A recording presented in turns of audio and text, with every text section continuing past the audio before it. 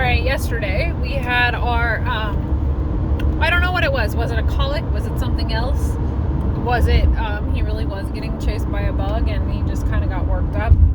That, the bug theory didn't make any sense when there was clearly no bug. For argument's sake, we're just going to call it a colic for today. So here's the thing. I had to leave my horse at like 5:30, 6 o'clock at night and he was settled by then. And I was like, all right, he's got Bandamine on board. He's been fine for like an hour and a half plus. And he's probably going to be fine until that Bandamine wears off. So I got to get home. And you never feel good about doing that when your horse lives at a boarding facility. It sucks that you have to do that because I would have liked to go back out there at 8 o'clock. And probably if he was at home, I would have gotten home. I would have gotten up at 3 a.m. just to go check on him. About when the meds wore off. And then I would have gone back to sleep for a couple hours. And then I would have gone and checked on him again at 5. And you can't do that when they live half an hour away. So something that this really brought out in me, it's kind of funny. I was going to make a video that was like, I'm so proud of myself yesterday. When I thought I'd calm down, I was going to be like, I feel so good about how I handled this because my first instinct when I saw this was to just call Jesse and be like, Jesse, he's being weird. And I didn't do that. I did not first instinct call Jesse and be like, Jesse is being weird, and like kind of panic about it, even though I think I was having a little bit of internal panic. And then I felt like I got through that hump, and then an hour and a half later, I ended up calling Jesse and being like, he's being weird. Because at that point I made the phone call, not because I was worried, but because I clearly had like a legitimate situation that I might need her help with.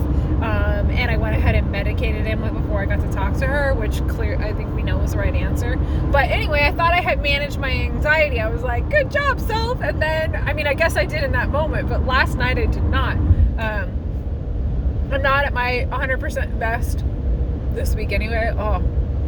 My stomach's unhappy. I'm just stressed, and there's multiple reasons why, and we could just say that I'm stressed. And so I was just on edge last night, and stressed, just like felt the tension in my body. I had my shoulder, like the back of my shoulder, my neck hurts really bad. It's a tension type headache. And so, that, I felt that, and then I had a hard time falling asleep. I must have laid there for half an hour or more, which is a long time for me anymore. Laying there worrying about him and envisioning him like getting up in the middle of his drugs wear off, and then he falls apart in the middle of the night. And then I literally woke up at like 3:30 in the morning, and I think I'm having these visions of him just like running around in his pen, and nobody can help him, and because nobody's there, and so he gets hurt. And then a moment later in my mind he's dying, and then I'm visioning at some point I fell back to sleep, but then I woke up again at like 5 or 5:30, and so I'm picturing that, and I'm picturing like Mike getting up, my horse is dead in his pen, and just some serious catastrophic thinking happening in my mind. And that, then the rational part of my mind is like, he's not going to just he's not going to drop dead. That doesn't happen very often.